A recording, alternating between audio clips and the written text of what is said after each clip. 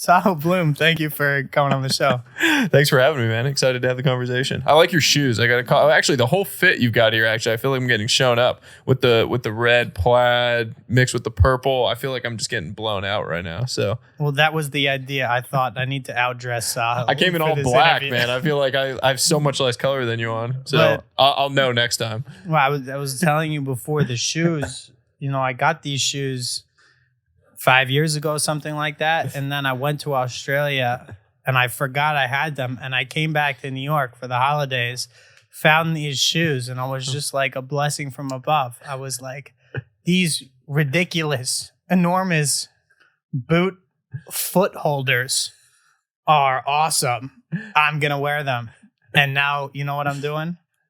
Wearing them. Some things just work out, man. It is nice. Like when you find something, I've never had it happen to me with shoes, but when you find something that you didn't remember that you had, like obviously with money, it's nice when you like find some random money that you forgot that you had. But like when you find that random gem of a thing that you used to have or that you'd completely forgotten about, it is just like a nice feeling. Draws all this nostalgia back, all the memories. Absolutely. I was going through old photos the other day, and I was like, someone had asked me to write up something on one of my old high school teachers who's retiring, and I was going through old photos to try to find a photo of me and the guy. I couldn't find it, but you run through all this other stuff, and you just like flooded back with memories, and you realize, I mean, one of your big things is a lot can change in a year, which certainly can. We can get into that, but when I look back on where I was, I'm 24 now.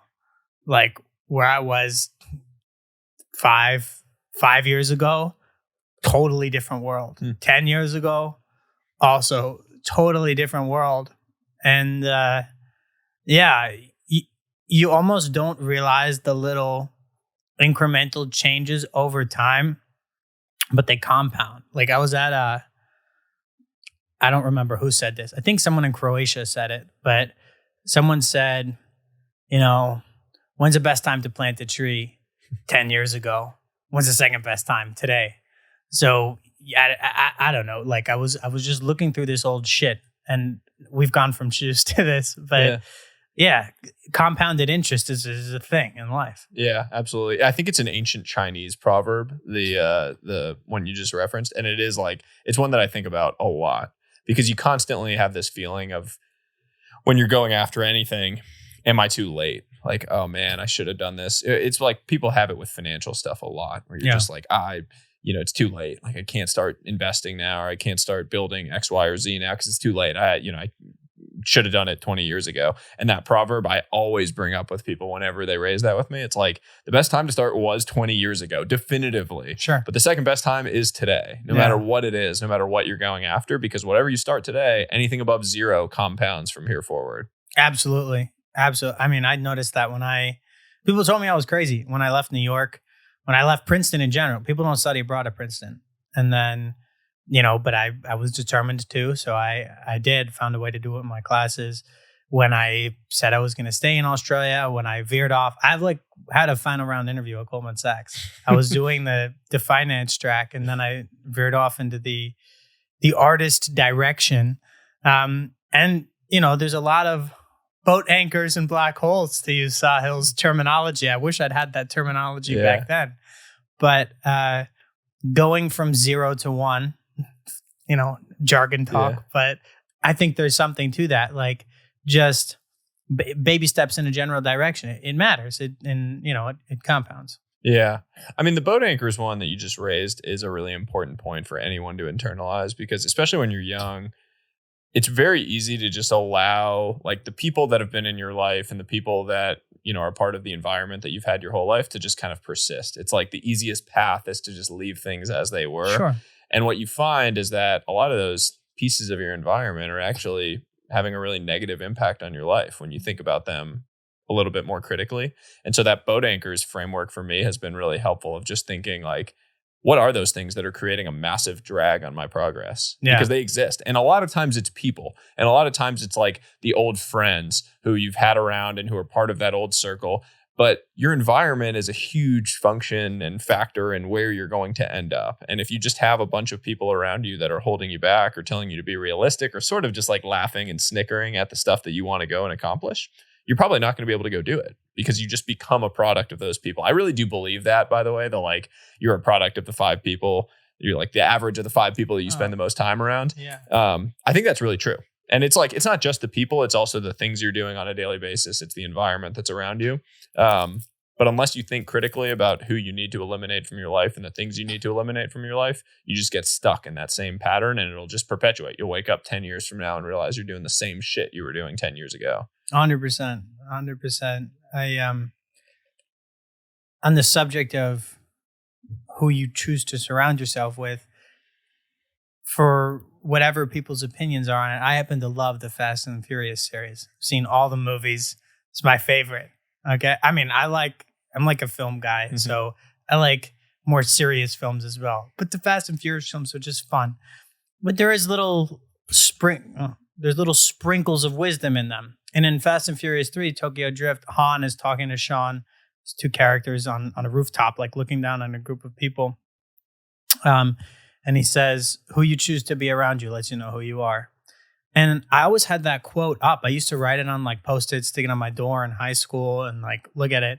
I think there's absolutely something to that. Another speech that comes to mind is from Up in the Air. You ever see that movie? No. With George Clooney? Oh, yeah. He's a consultant going around firing people and stuff. Yep, that's the one. Yeah. He gives this famous backpack speech, it's pretty depressing. But his life philosophy is that living is moving, and he's constantly flying around all the time. And the backpack speech is like all your relationships, all the things you own, they weigh you down. Like his whole thing is shedding. Shed your physical belongings, shed your furniture, shed your relationships. As far as shedding goes, like I live in a rather minimalist fashion out of a small carry-on suitcase because I do travel a lot.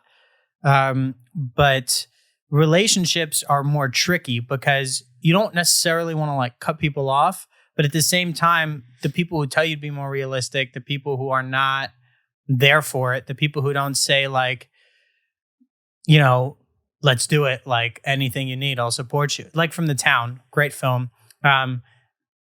It's a rather violent scene, but one guy is going to the other and he basically proposes something to the other one. He goes, you can't ask any questions about it, but I need your help with this act.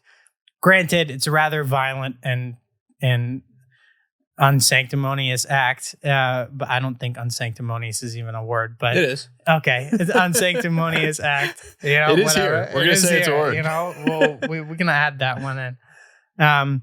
But the other guy just says, "Cool, whose car are we driving?" Like you want more cool, whose car are we driving people in your life without the without the violence. I mean, for me, it's like my hermit crab theory of life, which is like basically you have a shell at any point in time. That's like your people, your environment, the things around you. And every now and then you outgrow that shell and you need to move on to the next one. And it's okay. Like there's nothing wrong with that. Fundamentally, we have this aversion to shedding whatever our shell is. And it's like looked down upon that you aren't as close with your high school friends. Like you move on, you go to college and you start meeting new people and, people that are growing with you in a different way. And you might not be as close with your high school friends. And that's totally okay because your shell is changing as you're moving to the next phase of your life. And then those college friends, that were there for you in a fun time of your life when you were relatively carefree and doing things might not be the right people to be there for you to push you in that next phase of your life, whatever you're doing. And the same thing happens when you have a family. And I think there's just like this tendency to avoid those shell changes, and the people that embrace them and are willing to like, not lose sight of the people that have been there for you throughout, but that are willing to make those changes that are necessary along the way and just kind of embrace it at each stage. Those are the people that tend to have the highest kind of compounding rate of return on their life. Absolutely. Absolutely. So we got on a tangent to start. We got, where better to start than a tangent though,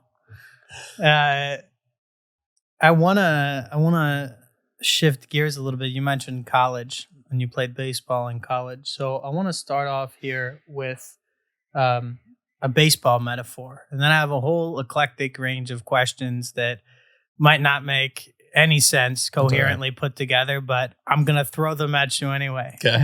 We'll see what you can hit. Probably all of them. The suicide squeeze Okay. in baseball. You're familiar Of course. with the play. Yeah. So my question is, at a granular level, explain to people what it is with the bunt and stealing home. Yeah. And then when do you use it in baseball and when can you use it in life? I love the idea of stealing home. I played baseball as a kid, not like you, but the idea of stealing home, sometimes you just got to risk it for the biscuit.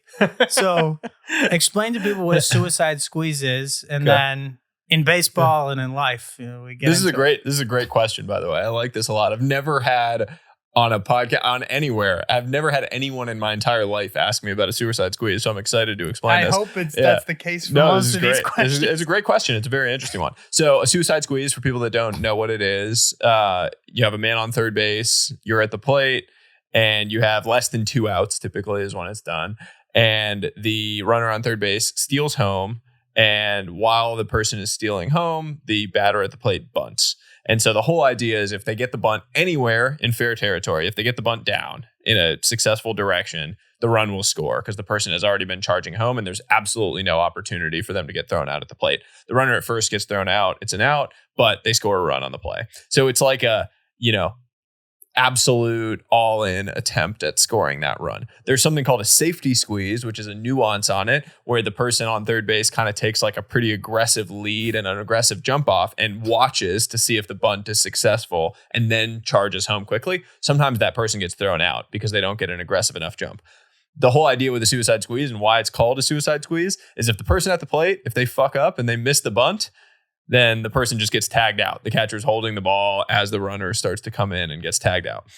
So it's called a suicide squeeze for that reason. It could be worse, a double play. It could be a double play. I mean, if it's 2 strikes and the guy doesn't get the bunt down, or pops it up, like there's plenty of bad outcomes. But it's like the ultimate. You need to score 1 run and you're going to pull out the trick play wild card. It's like in football, if you have like one trick play, like fake throw, hand it to the running back, whatever, like the one thing that you need to get that run in or that score right in that moment. So to the other part of your question, suicide squeezes in life, like that's an interesting. You need to steal home. You need to incur risk in order to.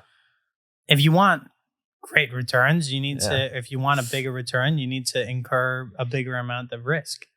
Yeah, it's interesting because the suicide squeeze it's the calculated risk in baseball. You don't do it every single time you have a guy on third base. You don't do it most games. I mean, you might see 1 or 2 during the course of an entire season from a team. It's very rarely done because it's hard to execute. It's actually hard to get a bunt down. You need to make sure that the pitcher's not wild because if the pitcher just throws one in the dirt, it's impossible to bunt. So it's like a very specific situation, but you have your card that you can play right there in that situation when it comes up that you as the team feel is the right strategy to actually be able to execute and get the return that you think you're going to get, which is the 1 run.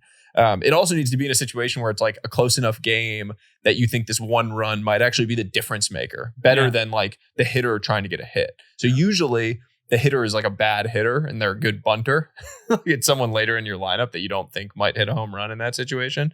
So it is interesting to think about like where does that situation come up in your life that you need to have that 1 card. I mean, I think in general, it's helpful to have a trick play up your sleeve in life. No matter what it is that you're doing, to have that like 1 thing that you can count on that'll just throw people off and that they're not expecting from you that you can just pull out and win a game. Like what? I don't know. What would be yours? I don't know if I have a trick play, but one of my favorite movies is The Heat. Okay. It's with Al Pacino and Robert De Niro. There's a famous scene in The Heat, or a well-known scene in The Heat, where the 2 guys are sat across each other in a coffee shop. It's called the coffee shop scene. It'll be all over YouTube. And so they're talking to each other. And Robert De Niro's character is talking about how he's basically saying, I don't want to get attached to anything in my life that I can't walk out on in 10 seconds or less when I feel the heat coming around the corner. Now, I don't live like that because I have relationships with people and there are things that I care about enough that I couldn't walk out on them in 10 seconds or less. However, the premise of The Heat, of being able to pick up and go to, in the words of B.O.B., grab my bags and go. Ghost in the Machine, great song. Or mediocre song, nice line. Is something that I bring with me in my life. And I actually have, on an iPhone notes app, you can make like folders and stuff. Mm-hmm. I have a folder called The Heat with like different visas I can get for different countries. Mm-hmm. Like I know it doesn't matter what countries are on there, right? But there's like 4 or 5 visas I know I could get easily to a variety of places. Thailand, United Kingdom, different countries, there's different kinds of visas. I've looked at where people have offered to let me stay at their homes. This is my 40th city of the year. I move around all the time. And this summer, I almost exclusively slept on people's couches. Like, people like me. I keep in touch with people. And so I sort of have a general idea of who's where. And the heat section, if I really want to just go to Bali, go to Colombia, go wherever. I know like what kind of visa I would need to get, who are going to be like my contacts on the ground, like maybe to host me or like help me out with stuff. And that's sort of, I wouldn't call that a trick play. It's more like an escape valve or a You sound hatchet. like Jason Bourne, bro. No, I do sort of have like, I live out of my like little carry-on suitcase. It's like my go bag. I'm ready to go. I'm not doing anything illegal. This is like this is like you're 24. Yeah. So it's the heat. Yeah. I feel you and I have a very different life, though. I mean, I like, you have a wife and a kid. Yeah, I'm very, very I do not have the go bag. I mean, if I did, I'd be doing some shit. There would be some questions that I would have to answer to my wife if I had that kind of app, notes app on my phone. So you're in the phase of your life when you can do that, and you should take advantage of it. I mean, that like explore phase of your life is the most fun thing ever, and you can because you're doing that now. That's what's going to allow you to be successful in whatever you go and pursue in the like exploit phase of your life, because you're just like, you're accumulating all of these experiences and all of this interesting information. And you said you're a really curious person. And so by being curious and by exploring that way, you're going to have all of these data points that you can then go and exploit. I'm glad you brought this up. It's an interesting dichotomy. And then, there's 100 things we got to talk about, but I'm glad you brought up the explore exploit dichotomy, because one thing, I'll get some free advice from Sahil while the camera's watching. But I also think for the wider audience is an interesting thing to discuss. So obviously, digital nomadism has become a big thing, especially after COVID. I know a lot of people, they've gone down and camped out in Medellin. People have camped out in Bali. People camping out in Lisbon. And the digital nomads, that they are exactly what they sound like. They go, they live in places, they work remotely, and then they go to a next place after 6 months or a year or whatever. And so for me, I've gotten to a stage in my burgeoning early life and career where, I can do the writing and the podcasting and some of the, creative copywriting and other stuff that I do remotely. And so I'm thinking, I should just live 3 months here, 3 months there, go to Colombia for a bit, go to Argentina, go to Mexico, go to Bali, whatever. Go around with my little go bag and do the digital nomad thing. It's hot, it's trending, and it works. The currency arbitrage, it's cheaper to live in certain places. You're getting paid in US dollars, you're getting paid in Australian dollars. There's, I didn't invent digital nomadism. It exists. So there's that option, right? And that might be classified in explore phase. The exploit phase, which a lot of people are counseling me to do, and perhaps rightly so, is camped out in a place with the maximal surface area of luck, to use a Sahil phrase. So if I went to a place like London, I know a shitload of people in London.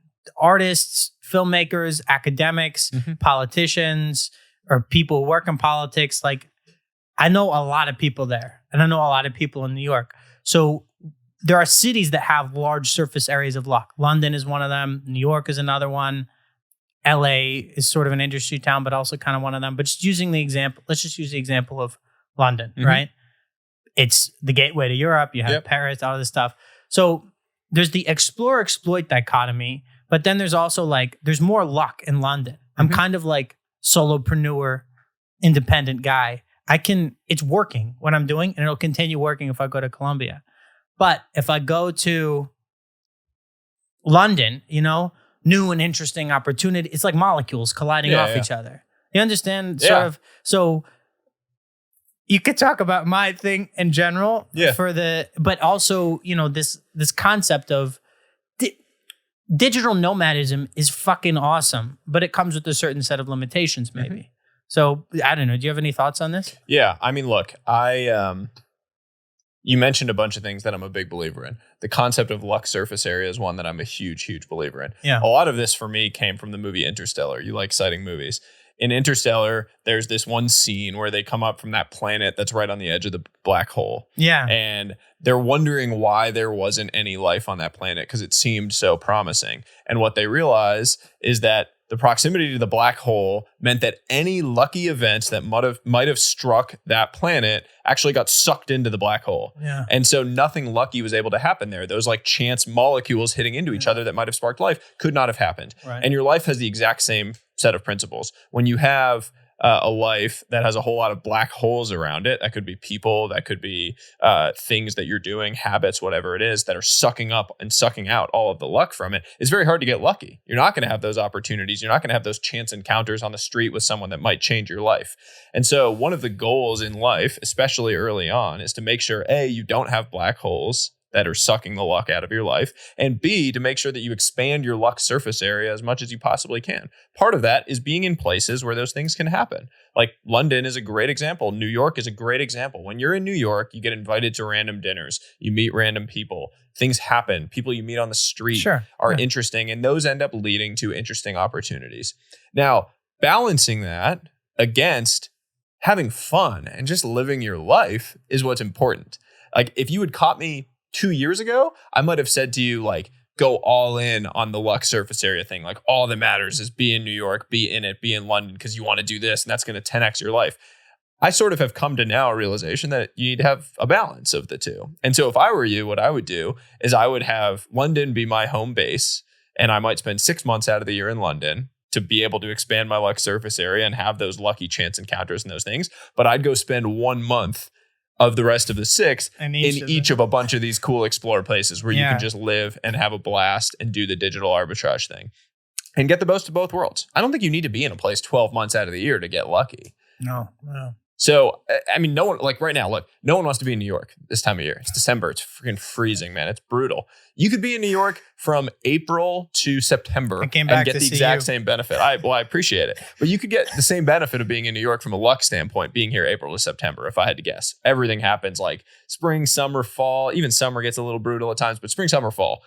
Go somewhere else. I mean, look, when my son, I'll put it this way. When my son is 3, assuming we don't have another baby at the time, we will go live 6 months or a year in London, Lisbon, in Dubai. I mean, like we will go do that because I didn't get to do that when I was younger. I was like on the track. I was doing the whole finance thing. I wasn't a creator at the time. I didn't, have a creative pursuits that would have allowed me to move on, live all over the place, and neither did my wife. And so we will do that. And I think it's a big formative experience for my son to have the opportunity to go live in a different culture, learn a different language, experience these different people and environments and things. So I will do that. And I'm excited to have the opportunity to do that later in my life. But that's what I would say for people. This makes me think of an old parable about 2 sheep. Okay. 2 bulls. Okay. Standing on the top of a hill, looking out at a meadow of beautiful cows. And one's an old bull and one's a young bull. And the young bull turns to the old bull and he says, "Let's run down there and fuck a cow." And the old bull looks down to the young one and he says, "No, let's walk down there and fuck them all." You might be thinking, Scott, what the hell are you talking about? I'm getting there. Sometimes you can fuck them all. There are false binaries that we create for ourselves in life. I've certainly been guilty of doing this, or a guilty practitioner of this, of just like writing off an entire city or an entire relationship with someone or whatever, and we just decide this is bad. I'm not gonna eat any whatever cholesterol anymore. I'm not gonna. That's whatever. People write entire things off, but in the digital nomad example, you might think to yourself, I can either only be a digital nomad or only live in a city and be a city dwelling individual. But you've just given an example of fucking them all.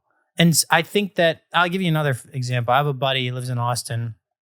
He does, all kinds of Web3 coding tech stuff. And he was telling me, I really want to move to Miami. But I like Austin. I don't know what to do. And I was like, well, you just live in both of them. And then actually, no, I didn't come up with the idea. He told me that this was what he was doing. He rents a room in Austin, a room in a shared apartment. I think actually he has his own place in Austin. And now he's moved to Dallas, but that's irrelevant.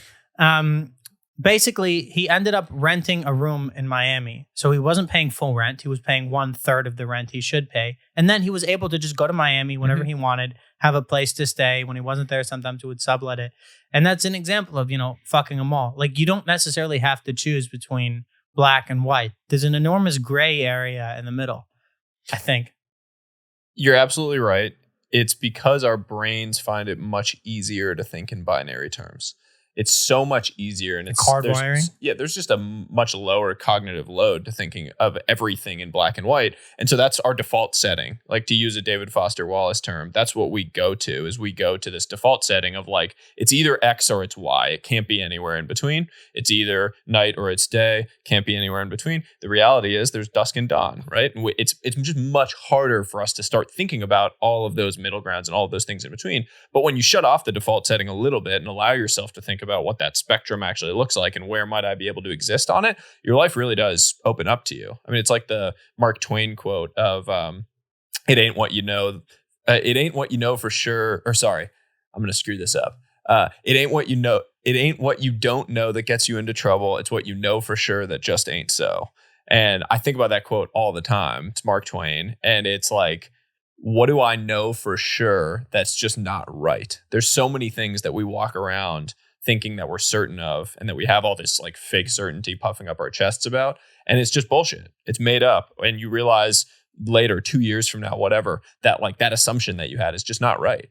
Yeah. And it's important, like as you go through on a daily basis, to have friends in your life, frankly, like people around you that are willing to call you on those things and are willing to say like, you sure about that? Like you talk about talking with your friend. Like, it's a great example where someone says like, oh, well, I can't do this because of X, Y, or Z.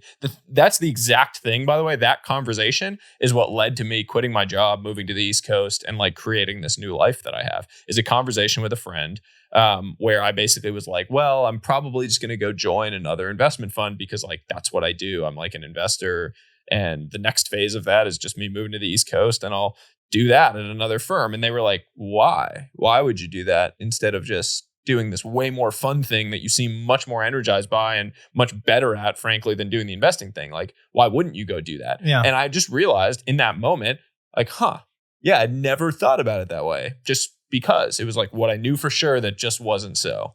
And that to me is like when you separate yourself from the binary thinking and just allow yourself to see things in shades of gray, the whole world opens up in a much more interesting way. Absolutely. Absolutely. I was, this was one of the reasons, it was one of the things I realized living in Australia. A lot of the assumptions you have about what is or what are, as Mark Twain said, it, maybe sometimes it just ain't so. And we don't know. I mean, like, the grounding of a lot of the things we believe about the world. You just don't question things. Like, and it's things you were told. Like, it's just the culture that you were raised in. It's the people you're around. It's your parents. It's your friends when you were a kid. It's the whole environment you grew up in. All of these things have conspired to make you think about and see the world in a very narrow, specific way. Yeah. And if you don't take the time to question that, or if you don't have people around you that force you to question that, you're going to view that way your entire life. 100%. And that's a little bit scary that you can just go through your entire life thinking about the world with a very narrow. I mean, it's like the blue pill, red pill thing from the Matrix is the classic example of it. Like I can continue to live in my world of blissful ignorance of this is how the world is framed and this is what the world looks like. And most people do that. And most people actually like that and it makes them happy to continue to live in that world.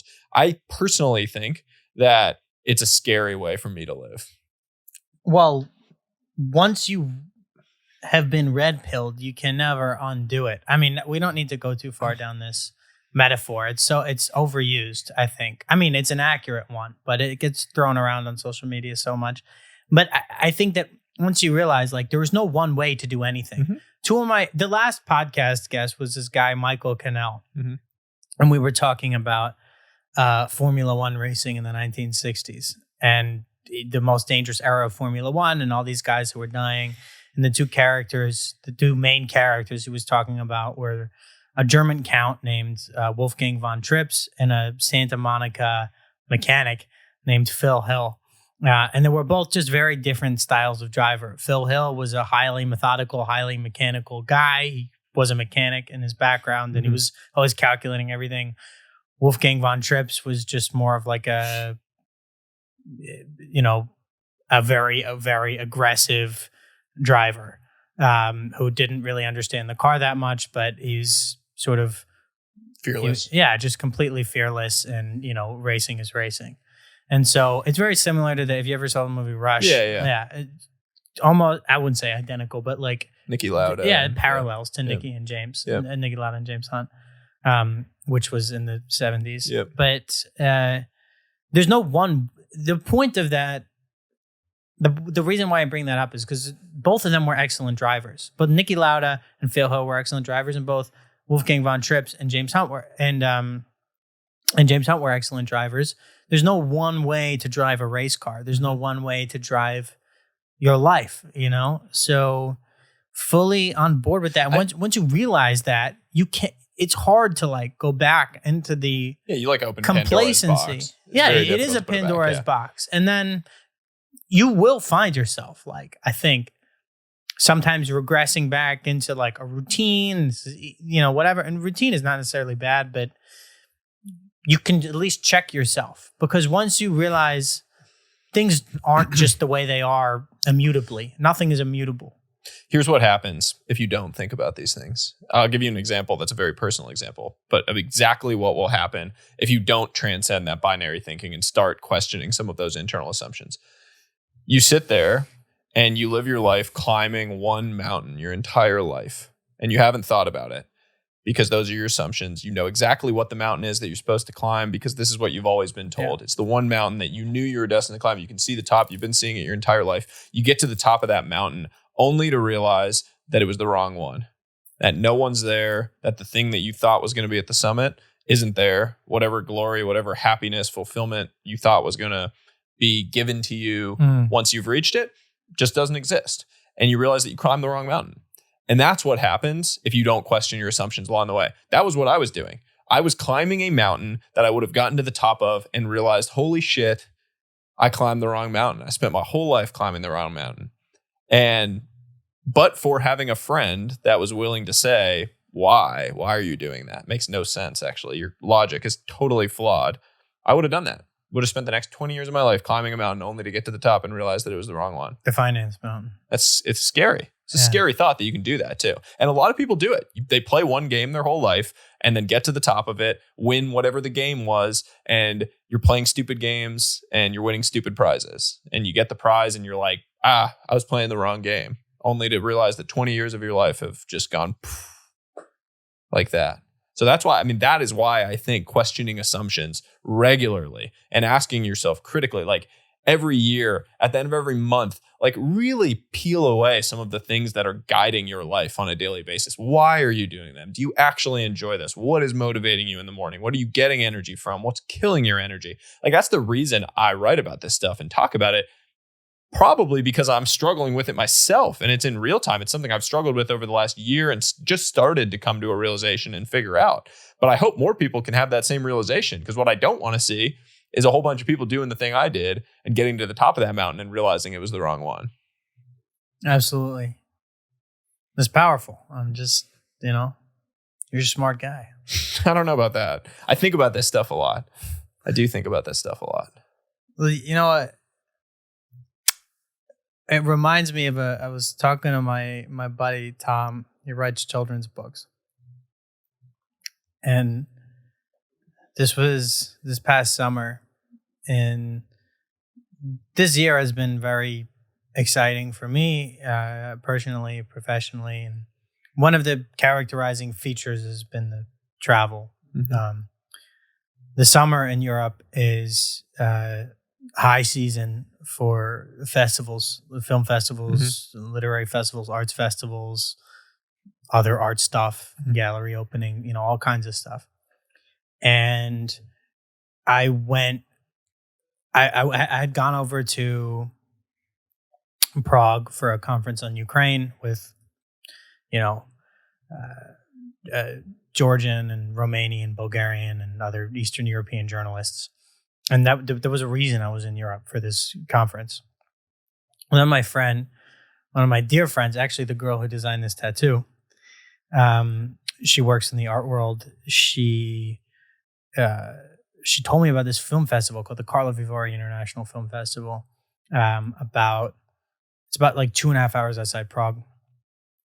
And I went there. And then from there, it was funny. I was like sleeping on the floor of a school, like slumming it. And then at night, like putting on a tuxedo, sneaking into red carpet events, That's like awesome. Party crashing. But that sort of set off a chain of like, I started aggressively going to these festivals and whatnot. One thing begets another. You get invited. You can go for free as like press. And anyway, that was great. And I started doing this aggressively, and I ended up just going all over Europe doing this. And it was awesome. And then I'm talking to my friend Tom. I ended up, I was supposed to be in Europe for like a month, maybe like 3 weeks, 4 weeks, based in Sydney. And then all of a sudden, it's the middle of October, I'm 30 whatever cities later, and I'm on the phone with Tom. He's an older gentleman in his 70s, I think. And he's like, Scott, this all sounds wonderful. And I'm all excited telling him I was in Copenhagen, I was in Helsinki, it was Croatia. And he goes, that sounds wonderful. Like, but, in the words of Billy Joel, slow down, you crazy child. He said, be careful not to conflate motion with meaning. And in an effort to escape the routine, the mountain, whatever, to just go around meeting everyone, doing that, just going aggressively, going like hell. Go Like Hell is the name of the book off of which Ford versus Ferrari was based. Fun fact. But through this process of just moving around all the time, I had perhaps conflated motion with meaning. And he said, I don't know if this is a framework or a tool or whatever the word is. You can help fill in here. It's an exercise. And he said, every day, do me a favor. Every day for at least 10 minutes, stop and just ask yourself, how does this smell? How does this feel on my hands? How does this feel in my hair, on my cheeks? Like, it doesn't matter where you are. You could be in a cafe. You could be walking to work. It goes, stop, no phone. Don't talk to anyone. Just tactile shit. Olfactory shit. Like, what's going on? How do you feel? Where are you? There were times I woke up and not to like brag or whatever. I mean, most of this was hardly glamorous at the hostels and sleeping in uncomfortable beds, but it was cool. And for anyone who wants to know about how to do this, my DMs are open. But like just slowing down. But what I'm saying is sometimes I would forget where I was. I was in Copenhagen, beautiful city. And I would like wake up and I didn't remember. Am I in Berlin? Am I in Hamburg? And that sounds kind of ridiculous. I know we might even need to cut this from the interview because perhaps that sounds cunty. But I don't think that's. I mean, it doesn't sound crazy. I've heard of people like I didn't know where I was. Yeah. And so Tom was like, here's a reframe. Like, do this exercise. And that's really helped me. And I do it now. I'm in New York. I know where I am. Even afterwards, like just slowing down for a second, for like 10 seconds, because it's funny in trying to avoid just mindless mountain climbing, going along with the flow, I ended up getting into another issue, which is just like moving too much. So I don't know. I found this exercise to be helpful. A few thoughts. So first, there's this idea of the rocking horse. Like a rocking horse moves constantly but never goes anywhere. Oh, sure. Yeah. And that like comes to mind immediately when I think about a lot of people. I think a lot about like people have running on a treadmill. Motion for the sake of motion, like creating all this motion, but nothing's actually happening. And you see it in the workplace. You see colleagues for sure that you're like, wow, they move a lot and they're like creating a bunch of movement, sending a lot of emails, doing a lot of PowerPoints, but like they're not getting anything done. They're not moving anything forward. You see it with people, you see it with relationships. Like we're moving a lot, we're doing a lot of things, but are we really progressing? And so I think it's important to always think about it, like zoom out. Yeah. Am I actually making progress or am I just moving? I think it is an important thing. Second point I'd make here, Kurt Vonnegut, the author, gave a commencement speech at Rice University. I think it's like 1995. And the most famous line, the one that I constantly think about from it, is he implores the students in the crowd to pause when times are nice and when things are going well, and to look up at the sky and say, if this isn't nice, what is? And that has stuck with me more than almost anything else in my life, because it's so easy to glaze by those moments of happiness and to just like not even register them. Just like you're out on a walk and things are good and you just are like, it passes you by and the time is gone and you'll never get it back. And when you force yourself to pause and do that, like, what does this sensation feel like? What does the sun on my face feel like? What does the smell in this coffee shop smell like? You register those moments and time slows down and almost stands still. And it's such an unbelievable thing when you're able to do it. So like, I really do encourage people to do this. Just stop. Next time you experience that moment of pleasure and joy, just say in your head or out loud, if this isn't nice, what is? Because it will, I mean, it really, really will change your life if you do that. So I mean, like, but that's just like what I keep coming back to when I hear you talking about this stuff is like, lemonade. You have to be able to just pause and enjoy those moments. Oh, absolutely. Yeah. Well, I learned you learn everything the hard way the first time, but yeah. I mean, have you ever heard of the idea of the surfer mentality? Yes, I think I have. So the surfer mentality is basically this idea that a surfer gets up on a wave and is at the top of this wave and experiences this incredible rush of joy, excitement, adrenaline. Yeah. Even though they know that that wave is eventually going to come to an end, they're going to ride it and experience this massive joy, knowing that that wave is going to crash down on their head, probably like wreck them in some way, because they know that there will always be another wave and that they'll be waiting for that next wave to experience that again.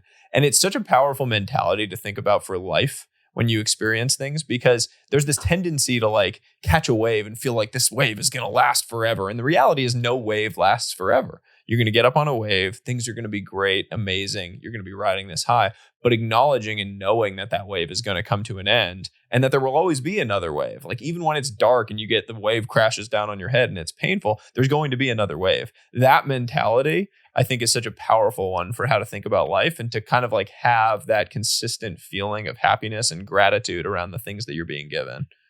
Absolutely. It reminds me of, I have my good friend, Andy Bellin, on this podcast. Whenever I had him on the podcast, I can't even remember. I think it was April or May. He's a poker player. And I ended up titling that episode. Actually, there were 2 episodes with Andy, but the first episode with Andy was called An Infinite Game, after a phrase that he coined. And he didn't coin it, but he was discussing. And in poker, he was talking about the phenomenon of people accelerating their aggression towards the end of the night such that the play actually deteriorated. And they walked away. Maybe the guy was $100 down, but he doesn't want to go home $100 down. So he ends up being aggressive, not playing the game how it should be played. And then he goes $1,000 down or $10,000 down or whatever it is. And so his thing is life and poker are infinite games. If you have like a small loss, if you go 3 steps forward, but 1 step back, you've still gone 2 steps forward. That was his thing. Mm-hmm. It makes a lot of sense. And I think that's sort of like the surfer mentality. I dabble in surfing. I'm not excellent. Mm-hmm. I grew up ski racing competitively. I have my double blacks tattooed. I think I picked it up from Barbarian Days. Have you ever read that book? Fantastic book. So good. It never gets talked about. I need to post something about that book because I've never talked about it, but that's like one of the best books I've ever read. Australia, man. Oh God, it was so good. It's like meditative reading that book. It's like, it truly feels like you're meditating while you're reading it. It's so soothing. And I read it and then I listened to it on audiobook and it was better on audiobook. I only did the audiobook. Yeah, it was so good on audiobook. Yeah. Oh my God. But I think that's where I picked it up from, was like that whole idea. But I love that. The concept of like, sometimes you have to shrink to grow, and like, it's okay. There's this like desire to constantly be moving in a positive and upward trajectory. And the problem is you live your own life zoomed in, ultra close to everything that's going on. That like your own experience with the world is like a first person player. Like you are there, you are in it. And so when you're in it, like in the trenches every day, you fail to be able to see the big picture. You don't have the big picture on your life because you're so zoomed in. And so I write about that constantly. I talk about it constantly. I think about it constantly. You have to force yourself to zoom out on a regular basis, because that is the only way you can generate the perspective to say like, okay, I took 1 step back here, but shit, I'm up 10 steps from a month ago or from 3 months ago, 6 months ago. So maybe that wasn't, the right step, but what can I learn from that that's going to allow me to take the 3-step jump after this? And those zoom out points, finding those zoom out points and forcing them into your routine, forcing them into your schedule is hugely important because of that, just because of that bias towards being zoomed in on a daily basis on everything you're doing. It's so easy to just get discouraged, man. It's like, I know that feeling. Like you post something, a podcast episode goes up and it busts, like it doesn't do well. You put up a piece of writing that you spent a ton of time on, that you put so much thought into. No one talks about it. It doesn't get shared. No one likes it. And you're just like down on yourself.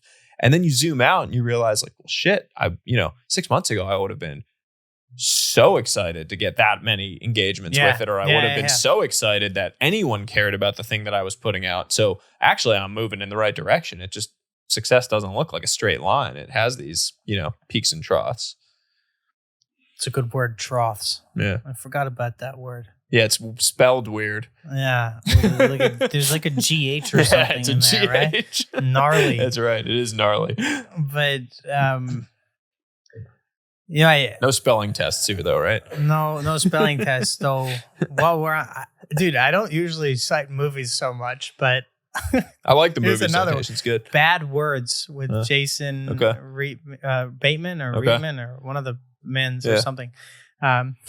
Hilarious movie about this like I gotta watch it. Adult dude who enters children's spelling bees and just like, oh, that's hilarious. I feel like I would love that. Yeah, it's that's like my like 2000s humor, like funny movie. Like some of my favorite movies of all time are I at least have a hypothesis that they couldn't be made today, and that's why movie comedy has deteriorated as much as it has. Like some of my favorite movies, like Superbad is one of my favorite movies. Like I will watch Superbad over and over again, but half the humor, just like, I don't know that you could make those jokes in Hollywood anymore. And it was so funny and so hilarious at the time when Judd Apatow released that. But like now, I watch comedies now and I'm like, this is stupid. This isn't good. Yeah. But all that old stuff like that, I Love You Man is so damn funny. Pineapple Express is so damn funny. Like this stupid humor from the 2000s, 2010, early 2010s. God, I love that stuff.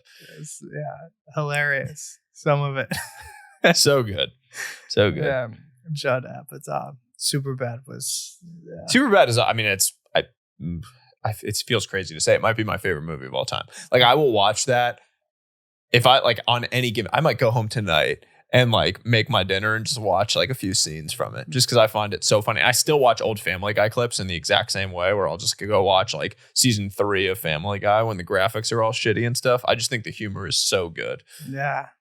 There's it's weird to think like I was just about to make a joke and I was gonna be like, Sahil, I was actually born after Superbad came out. Like, let's see if you were you? it. No. Close. Not like, that close. Cool. What year are you born? Out.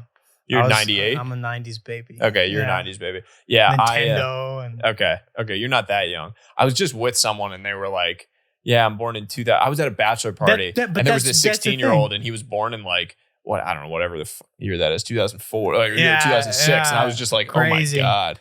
Crazy. No, it's like, when people are born after 2000, it just makes me feel old. You can't trust them. That's the thing. I'm literally, it's like birds.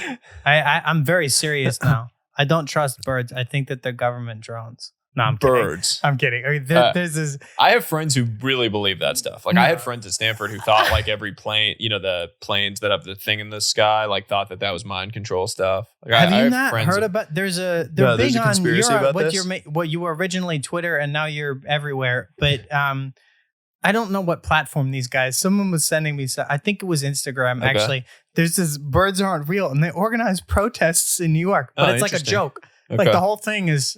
They don't actually believe this, but it's just like fun to protest. Question shit. Every assumption, man. Yeah, I don't know. Question. Maybe birds aren't real. And they're like sitting there chanting, "Birds aren't real." Yeah. And I sort of wouldn't go to a birds aren't real protest. Yeah.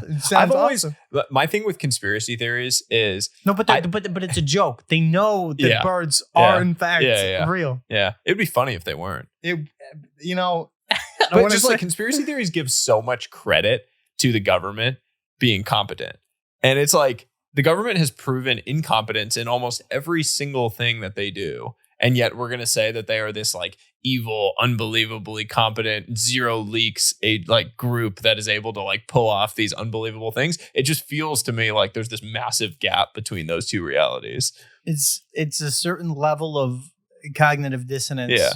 My colleague, our former colleague, Jonathan Kay, he's an editor at Quillette, wrote a book called Among the Truthers. And for this book, he basically went out and interviewed a bunch of people who believed in various conspiracies. And he went in and really interviewed people. Why do you believe this? Whatever. And he went through a bunch of these different, very popular conspiracy theories. Good book. Nice plug to my former colleague. Go John. Good guy.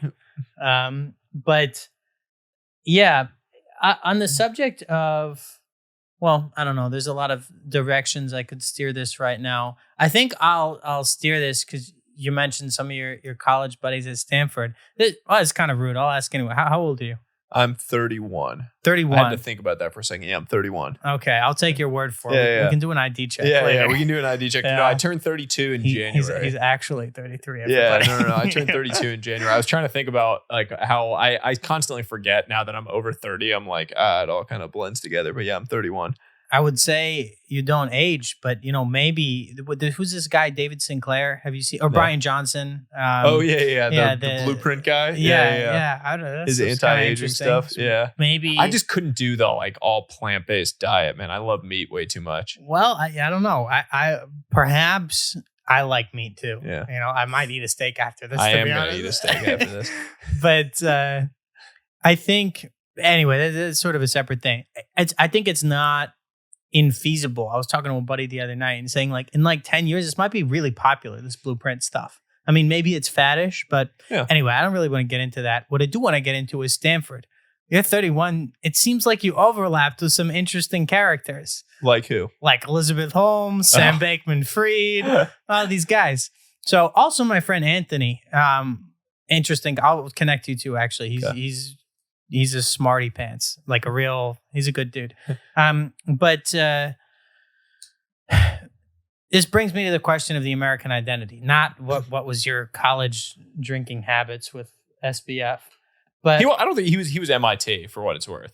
I think his colleague Elizabeth Ellison was I Stanford. think he went to Stanford. Did he not? No, I think he's fact MIT. Check me. I think he's MIT. I'm going to fact check you on that. I believe his parents were MIT professors. Yes. We can fact check it. Wait, I'm this is pretty such a sure simple solution. Yeah. We'll fact check it. Yeah. Anyway, sort of irrelevant. Yeah. But Elizabeth Holmes did go to Stanford though and didn't graduate. She did. Just like F. Scott Fitzgerald went to Princeton and didn't graduate. Okay. But Princeton still claims him as an alum, which I guess technically he is, even though I think Stanford tries to. Yeah. Sorry. Did they give him an honorary degree? I don't think Elizabeth Holmes got any honorary degrees. No, fallen American hero. But that's a joke. Yeah. No, it's funny. Like, I think that they SBF's parents were Stanford professors. He went to MIT. That's it. Yeah. Okay. Yeah. I was Parents wrong. are like Stanford Law School, like ethics professors too, which is hilarious. Interesting. Yeah. Interesting. The irony. No, okay. On the subject of Fitzgerald, yes, I think after he became famous, that's when they took an interest in him. Okay. How ironic. But anyway, on the subject of Elizabeth Holmes and Sam Bankman-Fried, yes, they fucked up, they lied, there was fraud. Okay, but that's not that interesting for me to talk about. Or we could talk about that and get into the nitty-gritty for hours, but we're not going to do that because it's my podcast and I can do whatever I want. So what's more interesting for me to talk about is just the American identity. I'm very interested in the idea of self-creation and self-invention. You look at guys like the Horatio Alger stories or Abraham Lincoln, or Benjamin Franklin, or guys like Motley Crue. Quite literally, Nikki Sixx, born Frank Farana, changed his name, created this fictitious persona. A lot of actors, Nicolas Cage, whatever, they changed their name, and it's sort of like what you were saying before, like breathing life into, like, think about whoever you want to be, and then act as if that person would act. There's something I think distinctly American about the idea of self-creation. Maybe it's baked into like a capitalist thing of like creating a company. Mm-hmm. Maybe it's baked into just, we created a country that hadn't, a democratic republic that hadn't existed in the scale and size and shape that we were doing. But there's something sort of baked into the cake here about self-creation. So look at these characters in real life. I mentioned Benjamin Franklin, Horatio Alger, Abraham Lincoln, whatever. In fiction, you got guys like Jay Gatsby, who, Jay Gatsby, he was born James Gatz. He created the name. And so there's this idea of self-creation. SBF and Elizabeth Holmes, probably Elizabeth Holmes more than SBF, sort of fall into that. Here are some people who, let's use the example of Elizabeth Holmes. This technology had never been created or implemented before, and she wanted to breathe life into this, right? And at face value, that's a cool thing, right? And I think I wouldn't say it is sort of it's a defining characteristic of the American identity, the American character, this creation. But it can go awry. It went awry with Lizzie, your former classmate. It went awry with Sam Bankman-Fried, your former best friend. I don't know Sam Bankman-Fried for the record. It goes awry. It went awry with the Enron boys. It can sort of veer off course. But I don't think that we should stop having entrepreneurs, and I don't think that we should stop having crazy people. Like, crazy people are great. They drive innovation. So there's this dichotomy, right? Of like, my question for you, or it just something to discuss. Yeah. Where does this American dream or American identity go askew into nefarious territory? Because fake it till you make it, I mean, that's okay to an extent, but where's the line? Is it a shift in goalposts? I don't know. You're a smart guy. What do you think about this? So there are two things that we love in America. The first thing is the American hero, the tale of this person that came up from nothing and built themselves up.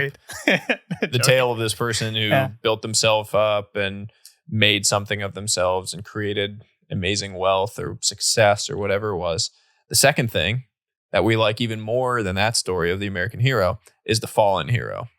The tale of the person who did all of that and then lost it all, collapsed, failure, fraud, all of those things, the collapse all the way down. It's like in Billions, Paul Giamatti's character, I think, has that line when he says to the main guy, he like turns to him and he says, "They may be cheering now, but don't get it wrong, they are dying to boo." Yeah. And I remember thinking about that, like, that's a powerful line. And it's very true. No matter how successful you are and how much people are cheering for you now on the way up, those same people are going to be the ones that are booing on the way down whenever the whole thing collapses. And I think it's just I don't know if it's a feature or a bug of the American identity, of the American system, but it's a reality. We love celebrating these stories on the way up and of these, amazing valuations and all the stuff and all the, excess of all these companies and the amazing stuff they're doing. Adam Newman is the other one, like with WeWork, cheering for them all the way up. Like, whoa, what a weird, quirky guy doing all these crazy things. How interesting, all this stuff.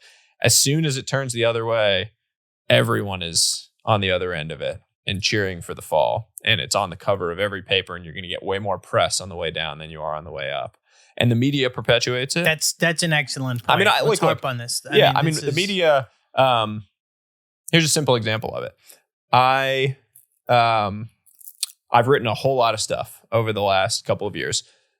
99.9% of it has been positively received and helped a lot of people, I think, in a lot of ways.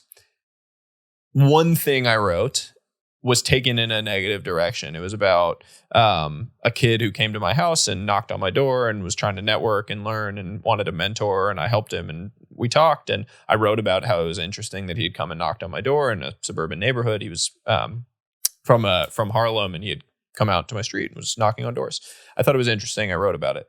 What the fuck is controversial about that? It got taken into a direction of like this dark side of Twitter that exists apparently of, saying that I was racist and that, young African Americans shouldn't do it because it's dangerous. And I totally opened up to the idea that like, I definitely hadn't thought through all the different nuances that exist in doing something like that. And coming from my own background, I hadn't thought about all of it. Totally agree. The only two major media articles that have been written really about anything I've ever done in my public sphere life over the last 2 years are about that negative thing. Haven't had a single person, I wrote this piece a few weeks ago about how we spend our time over the course of our life. Blew up, is everywhere, got probably 100 million impressions across the web. I got messages from people of all walks of life, tons of stuff.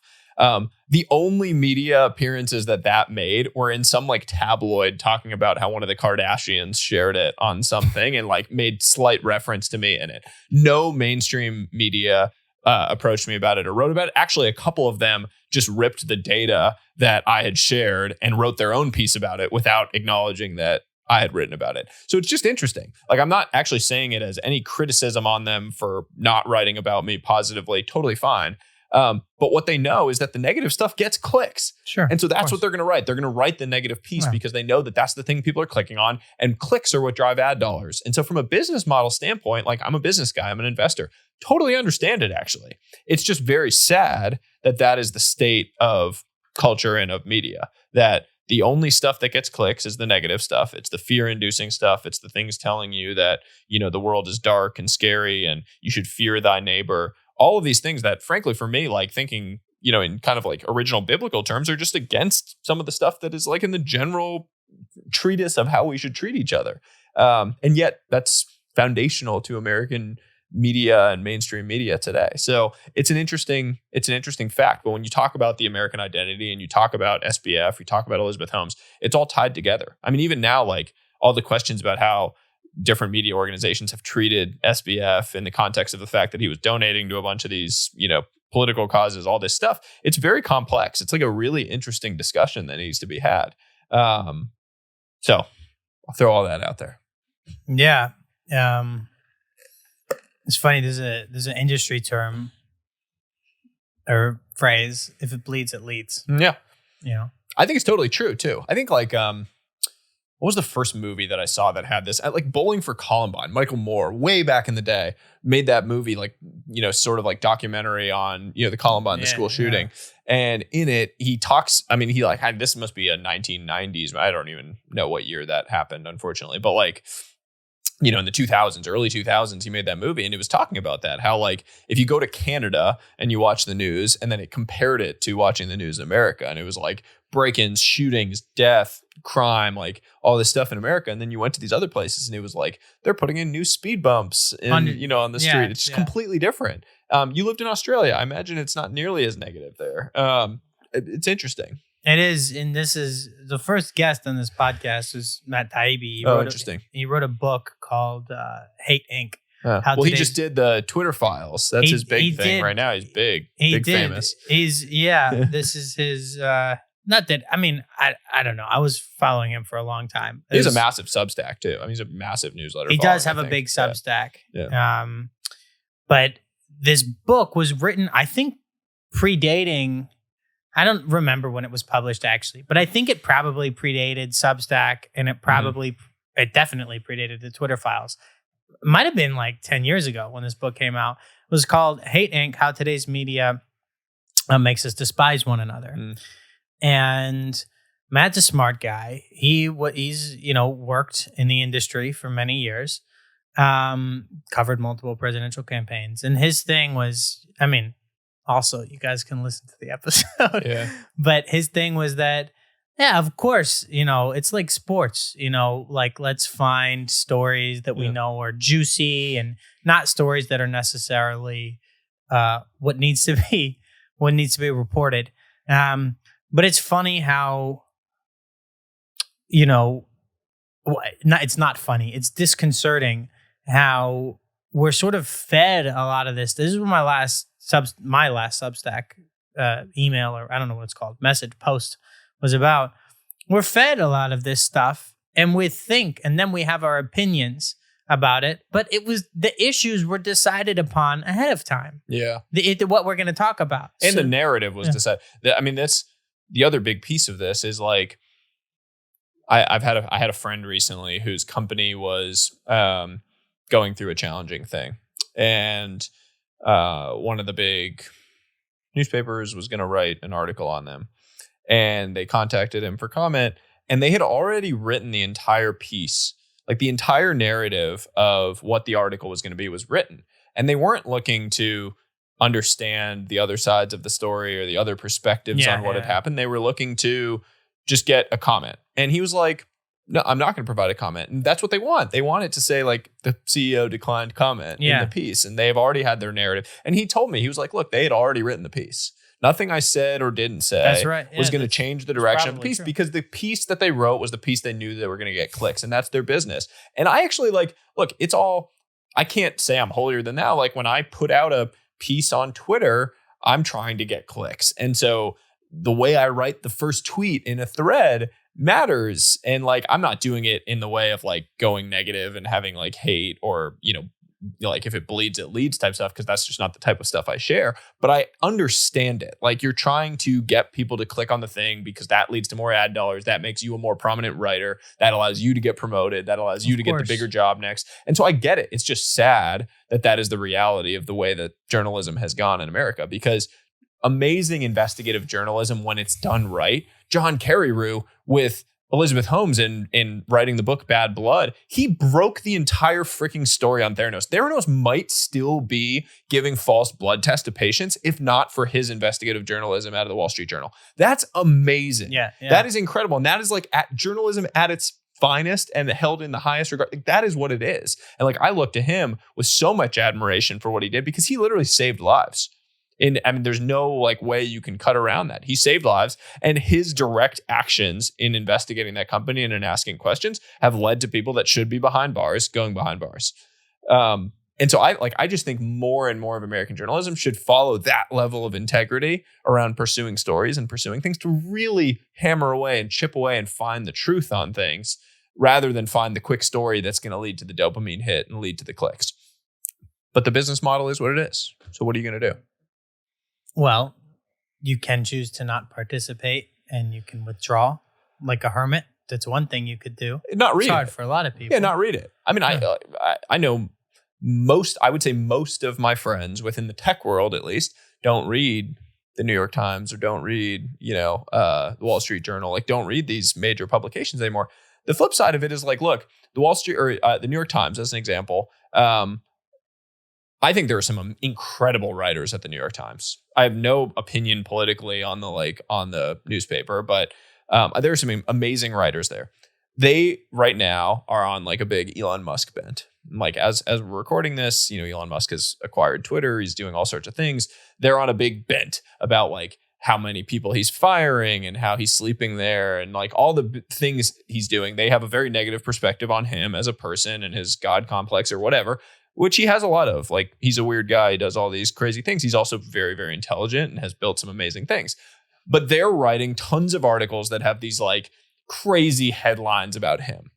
And the reason they're doing that is because they post it on Twitter and he comes in and comments on it and says like, this is false. And when he comments on it saying this is false, that article gets 10,000 times as many reads and clicks as it would have if he didn't say anything. And so to me, I'm like, I want to send to him a message and be like, dude, stop commenting on the thing, because that's why they're doing it. They're going to keep putting out fake news headlines about you because they know you're going to comment, and that's going to drive way more clicks to them and way more ad dollars. It's like the whole thing is a cycle. I think it's been driving me nuts. I'm like, dude, just stop commenting on the thing. I think Elon is not that I'm on a first name basis with Elon, but I think he's funny. I'm not an active Twitter user. Maybe I should be. I probably should be. A lot of people tell me I should be, but I don't know. It's either for you or it's not. It's like I just never got into it, and I just there's some stuff it's good for. People are like, you should share your writing, but I don't care them anyway. That's a separate discussion. Maybe I will end up using it eventually. I don't know, but I have a Twitter, but so occasionally someone will send me like a screenshot of Elon just posting hilarious shit. Like the other day, someone posted something and he goes, "My pronouns are prosecute Fauci." Yeah. And I was like, "What?" He's like tapped, man. Like some of the stuff he's posting now, it's hilarious. Like memes, like just he's all over the place. He's all over the place for sure. All right, so we have about 10 minutes left. I'm gonna go rapid fire if that's okay with you. Is there a particular thing you really want to get across before I get into my rapid fires? No. Right. I'll get it across during your rapid fire if I want to. Okay. What are some hot pockets you're seeing geographically? Like, you got a lot of friends, you're hearing a lot of chatter about, Lisbon or I don't know, Austin, whatever. I mean, Austin's just sort of yesterday's news, but yeah, I would say Austin and Miami pockets are like yesterday's news. I'm seeing a lot more people do South America. Like a lot of people are getting really excited about going to like Argentina right now. I've been hearing a lot more people wanting to go do that. Lisbon is a big one now that I keep hearing about. People, it was a big one during like tech people or anyone. Yeah. I mean, mostly tech people. Yeah. I mean, people that have mobility around their job, so they're not working in physical infrastructure. Although, look, like most of these jobs are calling people back into the office now, and no one really wants to talk about it yet. But like 2-3 days a week, like a recession will start pulling people back into the office a little bit. So people that aren't creators, aren't creative in whatever it is they're doing, I think a lot of them are going to end up having slightly less mobility than they thought. So Argentina. Yeah, Argentina is the big one that I've been hearing. What anything else? Lisbon was another one. I'm not hearing as much like Southeast Asia excitement that I feel like I would have. I don't know. I think Europe and Patagonia are probably the big ones. I don't know why, but I feel like more like Southeast Asia is so cheap. Yeah, it's amazing. Super nice. You can do the currency arbitrage. You can live in Bangkok or amazing whatever. Food, so good. And look, I don't know. There's 100 reasons why I would go to Argentina. When we go do ours, Argentina would be one of the places I would want to go live. They have it's funny. They have the flipped. It's like Australia. The seasons are flipped. Oh yeah. So, they got the best. I mean, they also have the best beef in the world, and I love beef. You love beef. Beef and dude, wine. I think I'm gonna eat. I am. I'm definitely gonna get a steak after this. Yeah. Hot pockets. To many of us, you're Sahil. You're our Sahil. We read your newsletter. We read the threads. We like your shit. Who are your Sahils? Tim Ferris would probably be my number one. I mean, when I think about my own life and when I think about all of us, we're all like standing on the shoulders of some giant. And It's like, who is that giant to you? Tim Ferriss, for me, from like a writing and from a creative perspective, is that person. I just admire his curiosity about the world. I admire the conversations he has, how he goes down rabbit holes and like doesn't give a shit about whether those things are interesting to other people. He's like, I'm just so interested in this thing because this person's weird and the way they think about the world. And I love that about him. And I've loved his writing since 4 Hour Workweek. And, we talk about digital nomadism and all that stuff, geographic arbitrage. Like he kind of pioneered a lot of that stuff with that book, which was way ahead of its time. So he would be number one for me. And then look, I've had some amazing mentors in my life and people that I've learned a ton from and that have kind of taken an interest in me and supported me for absolutely no reason that I can understand. And, I'm really grateful for that. Cool. What are some big projects in 2023 that you're really looking forward to? My book. That would be my number one. I just signed this book deal with Penguin Random House. Congrats. Thanks, man. Appreciate it. Yeah. In September. That was like, my big project over the summer was getting the proposal out and going through that whole process. So I'm going to be head down writing that in 2023. It's about wealth. Something that I've written about in the past, but basically this idea that wealth goes far beyond money. And there are, in my mind, 5 types of wealth to think about building. And so the whole idea is build out a modern guide and sort of a framework for building comprehensive wealth in your life at different stages, and how to think about trade-offs and balancing and actually tactically go and build them in the different areas. I think of it as like 4 Hour Workweek meets Atomic Habits, meets probably like some Ryan Holiday Stoicism stuff. Cool. Yeah. It's going to be very cool. Yeah. Well, I'll read it. Yeah. When it comes out. Yeah. I appreciate it. Almost Famous, another movie, Cameron Crowe movie. At the end of the movie, William, the main character, he finally gets his interview with Russell Hammond, the front man. And the first question he asks is, why do you love music? So sometimes I start interviews with that. But I put this in like the miscellaneous question. I'm going to tweak it a little bit and say, who is Sahil Bloom and why do you love what you do? Yeah, take it any direction you want.